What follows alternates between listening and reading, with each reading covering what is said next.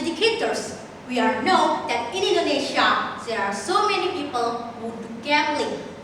As we know that gambling is illegal in Indonesia, so no matter who is that, they will be imprisoned by the police.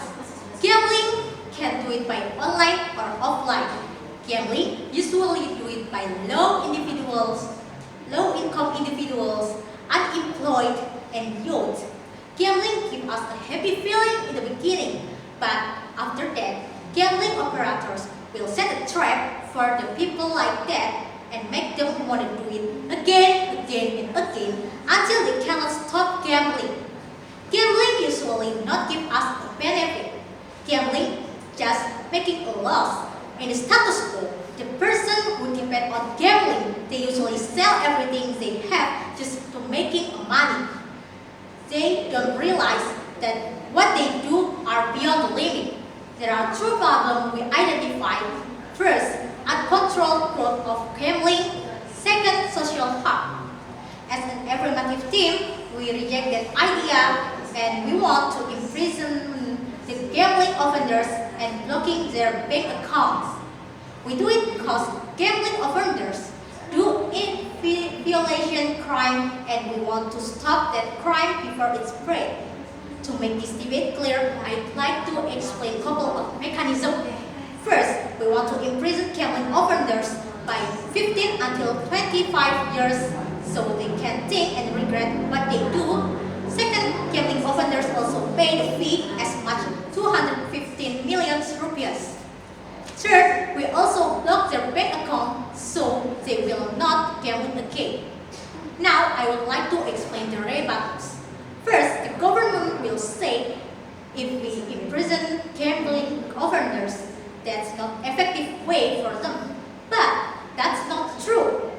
Because with imprisonment gambling offenders, they will regret what they do and they will not gamble again. Second, the government will say if we block the bank account of gambling offenders, that's so rude. But that is the effective way because with blocking their bank accounts, they will not gambling again and that can make it stop the gambling before it spread to another citizens.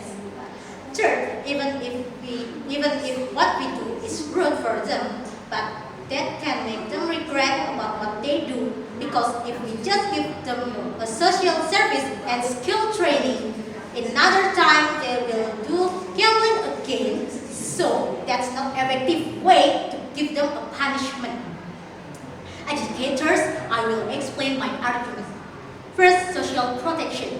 As we know, there are so many people do gambling in Indonesia.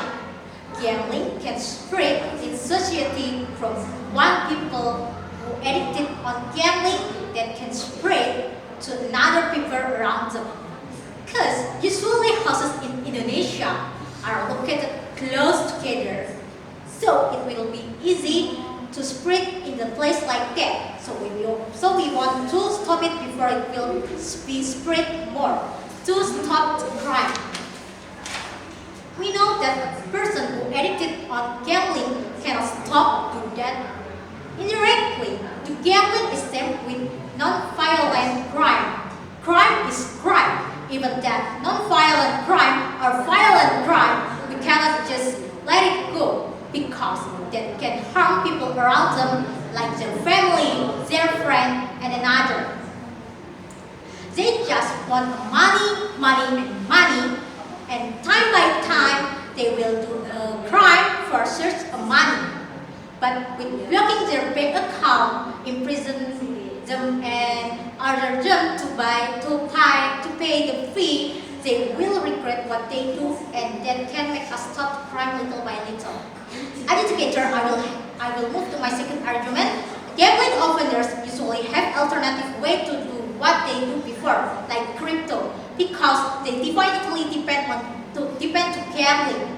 If we just give them social service and skill training, it is useless because gambling offenders already not use their brain and their heart again to carry out their daily activities.